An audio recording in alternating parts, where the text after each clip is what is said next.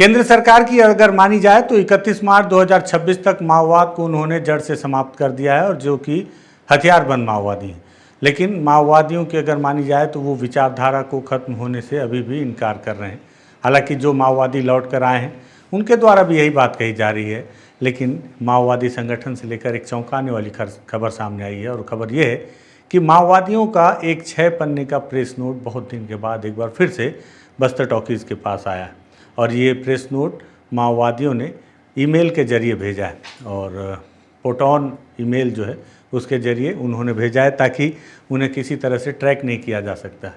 इसके पहले माओवादी जब अपने प्रेस नोट भेजते थे, जो कि बस्तर के अलग अलग इलाकों से आता था, वो माओवादी अलग अलग मोबाइल और व्हाट्सएप के माध्यम से भेजा करते थे। लेकिन आज मेल के माध्यम से ये तीसरी बार ये माओवादियों का प्रेस नोट आया है। इस 6 पन्ने के प्रेस नोट में उन्होंने क्या बात लिखी है और क्या कुछ आरोप लगाया है, अपने संगठन के लोगों पर भी बहुत सारी चीज़ों पर उन्होंने आरोप चढ़ा है, उस पर बातचीत करते हैं। नमस्कार, मैं विकास तिवारी हूँ, आप बस्तर टॉकीज़ देख रहे हैं। दरअसल 6 पन्ने का प्रेस नोट है, तो अगर आपको इंटरेस्ट हो तब आप आखिरी तक देखेंगे। बहुत सारे लोग हो सकता है कि आधे में ही छोड़ दें, या बहुत सारे लोग सिर्फ ये देखने के लिए देखें कि माओवादियों का ही कौन सा नया धड़ा है जो प्रेस नोट जारी कर रहा है, क्योंकि ऐसा माना जा रहा है कि माओवादियों का कोई भी संगठन अब सक्रिय नहीं है। लेकिन आपको बताऊं कि झारखंड में अभी भी मिसिर बेसरा हैं, जो कि पोलित ब्यूरो हैं, जिन्हें सरकार अब तक पकड़ पाने में या गिरफ्तार कर पाने में या मुख्य धारा में लौटा पाने में सफल नहीं हो पाई है। सारी कोशिशें अभी भी की जा रही हैं, लेकिन सारी कोशिशें अभी भी फेल हो जा रही हैं। लेकिन इस बीच माओवादियों की एक कमेटी है, जिसे एनसीसी या उत्तर तालमेल कमेटी के तौर पर जाना जाता है। माओवादियों के शीर्ष नेताओं से भी जब हमने इसके बारे में बातचीत की, तो उन्होंने कहा कि ये उनके ही कोई साथी हैं जो शहरों की तरफ में रहकर एक्टिव रहे। तो उन्होंने इस प्रेस रिलीज़ में क्या लिखा है वो बताता हूँ। ये जो आप अभी इस वक्त स्क्रीन पर देख रहे हैं, ये माओवादियों का प्रेस नोट है जो उन्होंने जारी किया है, जिसमें लिखा है भारत की कम्युनिस्ट पार्टी माओवादी उत्तर तालमेल कमेटी एनसीसी प्रेस रिलीज़। और ये लगभग 6 पन्ने का प्रेस नोट है, जो कि 26 जून 2026 को रिलीज़ किया गया, जिसमें उन्होंने लिखा है गद्दार विश्वविजय, सीमा आज़ाद और उनके जैसों की दक्षिणपंथी अवसरवादी विघटनवादी लाइन का भांडाफोड़ करें। क्रांतिकारी खेमे से अवसरवाद, विघटनवाद, संशोधनवाद को ध्वस्त करो। अगस्त 2024 के पोलित ब्यूरो प्रस्ताव में निर्धारित केंद्रीय कार्यभार को लागू करने की ओर बढ़ो। यह सत्य है कि पार्टी संकट में, हमारा आंदोलन संकट में है, आम लोग संकट में हैं, पर यह गलत है कि हमारी विचारधारा संकट में है। हमारी पार्टी राजनीतिक लाइन संकट में है और पार्टी के संगठनात्मक सिद्धांत संकट में है। हमारी राजनीतिक लाइन में कोई संकट नहीं है, न ही हमारी पार्टी के संगठनात्मक सिद्धांतों में और न ही हमारी विचारधारा में। हमारी विचारधारा और राजनीतिक लाइन पूरी तरह संगत है, पर कुछ अवसरवादी ये साबित करने के लिए हर चेष्टा कर रहे हैं कि राजनीतिक लाइन और विचारधारा के भीतर संकट है। वे जहाँ भी और जब भी होते हैं अपनी लाइन को थोपने में पूरी तरह सुसंगत हैं। कोई आश्चर्य नहीं है कि वेणुगोपाल प्रकरण के ठीक बाद दक्षिणपंथी अवसरवादियों ने अपना नाटकीय प्रदर्शन शुरू कर दिया। उन्होंने वो सच्चाई जानी जो साथी माओ ने कही थी कि जहाँ भी कोई संशोधनवादी मिलता है वह उसके विरुद्ध एक मार्क्सवादी लेनिनवादी उसे लड़ते हुए मिल जाएगा।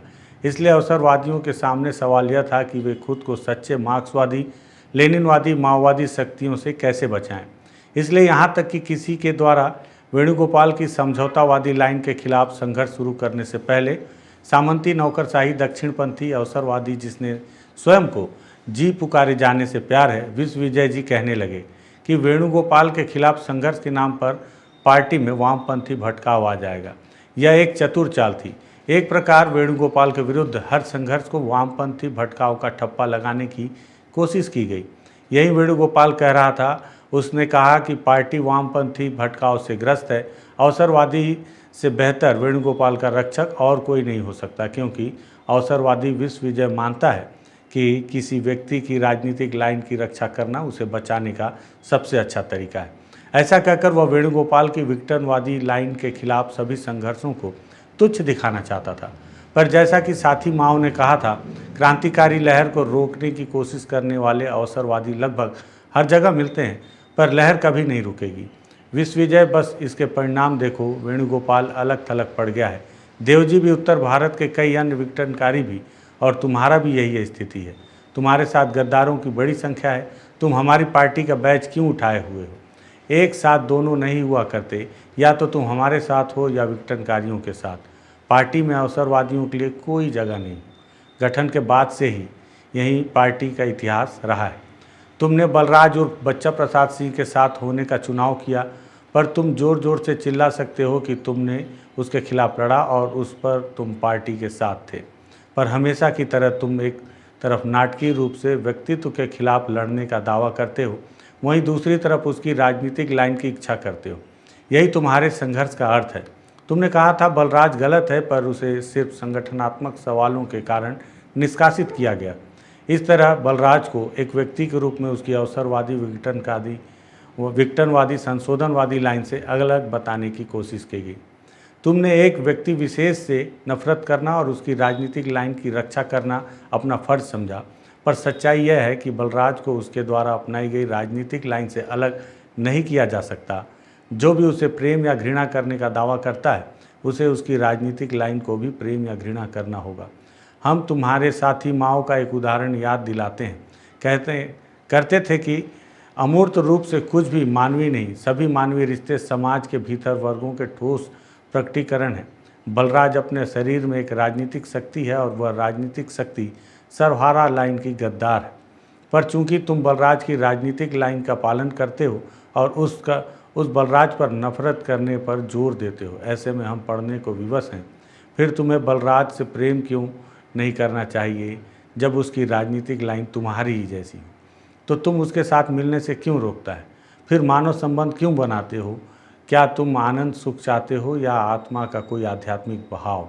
वास्तविक यह भी है कि बलराज या वेणुगोपाल के साथ संबंध तुम्हें कोई परलौकिक आनंद या सुख नहीं देंगे, क्योंकि ये सारे गद्दार हमारी पार्टी और विश्व क्रांतिकारी शक्तियों द्वारा पूरी तरह से बेनकाब किए जा चुके हैं। इसलिए तुम कोई खुला संपर्क नहीं करोगे, उसे गुप्त रखोगे। पर वह पार्टी जिसका जन्म आधुनिक संशोधनवाद के खिलाफ संघर्ष से हुआ और जिसका इतिहास दक्षिणपंथी अवसरवादी लाइन के खिलाफ तीव्र संघर्ष का रहा है, वह तुम्हें ऐसा करने की इजाज़त नहीं दे सकती। हम कुछ हमदर्दों का मानना है कि हमें उसके खिलाफ कार्रवाई नहीं करनी चाहिए, क्योंकि वह डर के कारण ये सभी पार्टी विरोधी कुकर्म करने पर मजबूर हो रहा है। हम समझते हैं कि डर शासक वर्ग का एक हथियार है, पर शासक वर्ग अपने राजनीतिक स्वार्थ पिछड़ी विचारधारा के जरिए हासिल नहीं कर पाते, उसे डर के जरिए हासिल करने का प्रयत्न करते हैं। यह कुछ निम्न पूंजीपति वर्गीय तत्वों के मामले में काम करता है, उन्हें पीछे खींच देता है या अवसरवादी गद्दार बना देता है, पर यह सर्वहारा भावना पर असर नहीं करता। साथी जीएस, साथी कोसा दादा, साथी राजू दादा, साथी हिड़मा दादा और कई अन्य साथियों की शहादत ने सत्य सिद्ध किया है कि सर्वहारा को डर नहीं लगता। हम दोहराते हैं कि अवसरवाद डर या किसी अन्य भावना का सवाल नहीं है, यह राजनीति का सवाल है। डर केवल उन लोगों को भेद सकता है जिन्हें मार्क्सवाद, लेनिनवाद, माओवादी विचारधारा में अपनी दृढ़ता खो दी है। निम्न पूंजीपति सहयात्रियों में राजनीतिक वैचारिक विचलन उन्हें अवसरवाद की ओर ले जाता है। कम्युनिज्म की अनिवार्यता का वैज्ञानिक मार्क्सवादी सच को दृढ़ता से समझ पाने में निम्न पूंजीपति की असमर्थता उन्हें डर में ढकेल देता है। सबसे पहले उनकी तर्क शक्ति खो जाने के साथ ही वे द्वंद्ववाद और ऐतिहासिक भौतिकवाद पर पकड़ खो देते हैं और व्यक्तिनिष्ठ भाववाद में जा गिर पड़ते हैं। उत्तर आधुनिकतावाद और संशोधनवाद उनके सर्वश्रेष्ठ सहयोगी बनते हैं। यह उन्हें बतलाता है कि भावना, प्रेम, भय, व्यक्तिगत अनुभव और संवेदनाएं प्राथमिक हैं। वेरिडिकल स्वतंत्रता और विकल्प के अधिकार के पोस्टमार्टम विचारों की नकल में माहिर हो जाते हैं। इन बुजुर्गा प्रभावों के कारण पार्टी ढांचों से आने वाली हर चीज़ को वे शक्ति, संबंध और यांत्रिक मानते हैं। यह सब मिलकर निम्न पूंजीपति वर्गीय तत्वों को अवसरवादी और आगे चलकर विघटनवादी बना देते हैं। इसलिए हम कहते हैं कि विघटनवाद की जड़ें उत्तर आधुनिकतावाद में गहरी हैं। वर्तमान समय का हर अवसरवादी भी एक उत्तर आधुनिकतावादी है। विश्व विजय 2024 से विभिन्न प्रकार की पार्टी विरोधी गतिविधियों में लिप्त रहे। एनसीसी और सीसी द्वारा उनके राजनीतिक सवालों पर बातचीत कर समझाने के प्रयासों के बावजूद ये गतिविधियां समय के साथ बढ़ती गईं। वे अपनी पार्टी विरोधी समझ का प्रचार करते रहे और अब वे किसी भी बैठक से इनकार कर रहे हैं। उन्होंने पार्टी में तोड़फोड़ तक करने का प्रयास किया। उन्होंने एक पार्टी विरोधी गुट बनाया और नेतृत्व तथा पार्टी लाइन के खिलाफ एक साजिश रची। वे यह सब नवीं कांग्रेस एकता कांग्रेस की राजनीतिक लाइन के वामपंथी भटकाव से लड़ने के नाम पर कर रहे थे, जिसने यह निर्धारित किया था कि नौजनवादी क्रांति एनडीआर के दौरान पार्टी भूमिगत अंडरग्राउंड बनी रहेगी और संघर्ष का उच्चतम रूप सशस्त्र संघर्ष होगा। इसके पार्टी विरोधी समर्पणवादी लाइन के प्रमुख प्रमाण निम्नलिखित हैं। पहला, वह मानता है कि पार्टी खुली होनी चाहिए और वैध कार्य करे। भूमिगत पर ध्यान केवल दमन को आमंत्रित करेगा और यह वामपंथी भटकाव है। उसने क्षेत्र में भूमिगत पार्टी कार्य को रोकने के लिए यह सब किया। साथ ही वह पार्टी निर्माण का पक्षधर कभी रहा ही नहीं। पार्टी ढांचे को उसने निराकार रखा। उसकी नियमित बैठकें या ठोस निर्णय नहीं होते थे। यदि पार्टी निर्माण के नाम पर कुछ भी था तो वह विश्व विजय ही था।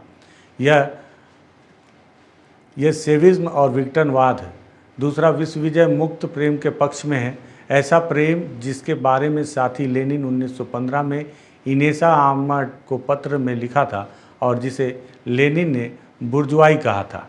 पार्टी की महिला पुरुष संबंधों की लाइन के खिलाफ जाकर विश्व विजय अपनी बुजुर्गा नारीवादी सिद्धांत को सामंती ब्राह्मणवादी पितृसत्ता के साथ मिलाकर मार्क्सवाद के भेष में प्रचारित कर रहा है। वह जनवादी केंद्रीयता के सिद्धांत पर सवाल उठाता है। उसके लिए केंद्रीयता उत्पीड़न है। वह पार्टी की उच्चतर कमेटी द्वारा नियमित वैचारिक राजनीतिक मार्गदर्शन के बिना अति जनवाद चाहता है।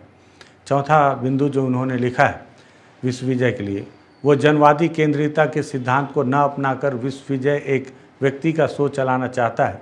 यही सब निर्णय ले और सबका पालन उसकी इच्छा के अनुसार हो। यदि उच्चतर कमेटी तालमेल करने के लिए आती है तो वह इसे तानाशाही कह देता है।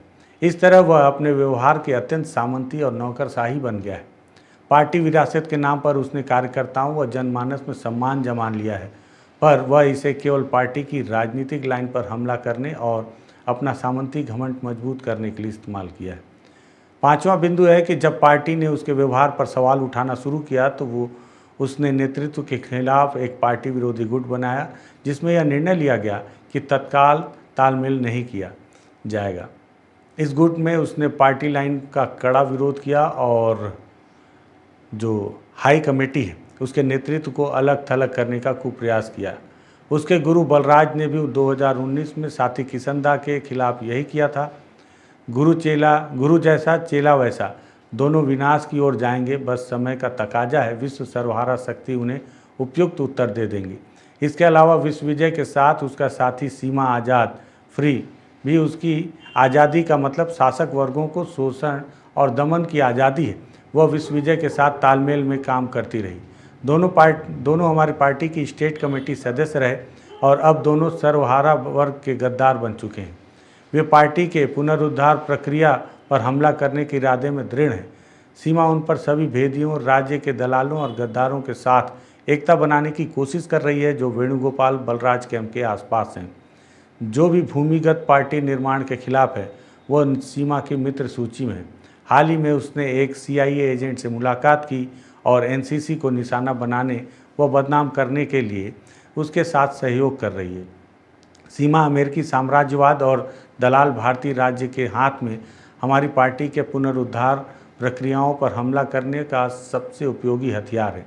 सीमा ने विश्व विजय के साथ मिलकर ऊपर उल्लिखित अवसरवादी लाइन ली है, पर उसके अंदर कुछ खास दुश्मन वर्गीय वैचारिक प्रेरणाएं भी हैं।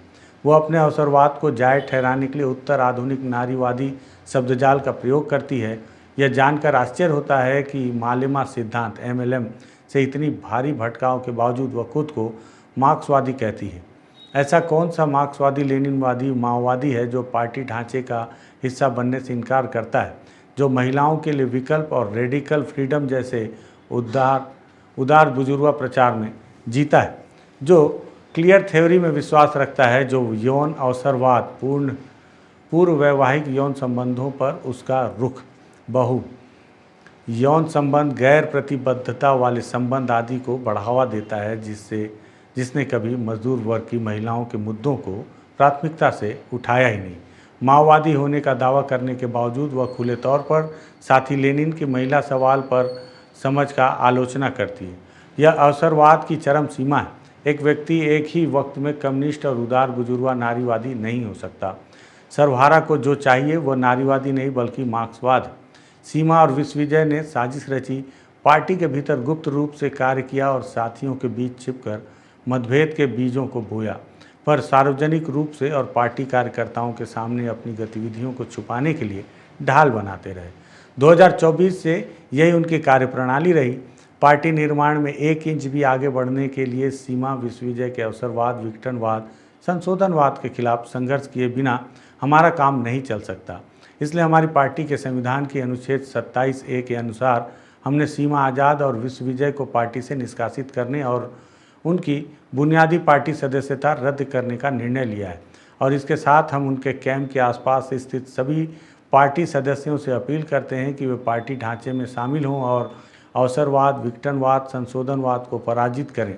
सीमा और विश्वविजय ने पूरी पार्टी को अवसरवाद, विघटनवाद, संशोधनवाद की ओर खींचने की कोशिश की है। हमने इसलिए उनका हाथ छोड़ दिया है। हम किसी विघटनवादी को पार्टी का सदस्य होने की अनुमति नहीं दे सकते। विघटनवाद और पार्टी सदस्यता एक साथ सह-अस्तित्व में नहीं हो सकते। ये पूरा पत्र 6 पन्ने का जारी किया है उत्तर तालमेल कमेटी, भाकपा, भारतीय कम्युनिस्ट पार्टी, माओवादी के द्वारा। तो 6 पन्ने का ये पत्र, प्रेस नोट माओवादियों के उत्तर तालमेल कमेटी ने जारी किया है, जिसमें उन्होंने अपने विश्वविजय, सीमा और कुछ साथियों, जिसमें वेणुगोपाल का भी नाम लिखा है, उन पर कई आरोप लगाए हैं और साथ ही साथ अपनी पार्टी को लेकर अंडरग्राउंड काम करने को लेकर जो पोलित ब्यूरो ने एक पत्र जारी किया था लगभग 2023-24 के बीच में, उसको लेकर भी कई जिक्र किए हैं। ये जो 6 पन्ने का पत्र मैंने आपको इसलिए पढ़कर सुनाया क्योंकि ये आम आदमी के समझ में आने से बहुत परे है। इस पत्र को लेकर मैं पुलिस के बड़े अधिकारियों के पास भी जाऊंगा, उनसे भी समझने की कोशिश करूंगा।